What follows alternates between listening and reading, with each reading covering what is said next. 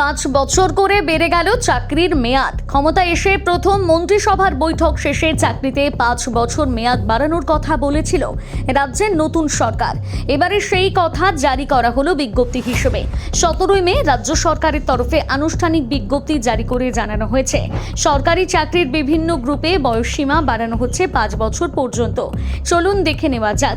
নতুন বয়সসীমা গ্রুপ এ চাকরির ক্ষেত্রে আবেদন করা যাবে 41 বছর পর্যন্ত। গ্রুপ বি এর ক্ষেত্রে বয়সসীমা করা হয়েছে 44 বছর, আর গ্রুপ সি ও ডি এর জন্য আবেদন করা যাবে 45 বছর পর্যন্ত। অনেক চাকরি প্রার্থী দীর্ঘদিন ধরে অভিযোগ করে আসছিলেন নিয়োগ বন্ধ থাকায় তারা পরীক্ষায় বসার সুযোগ পাননি।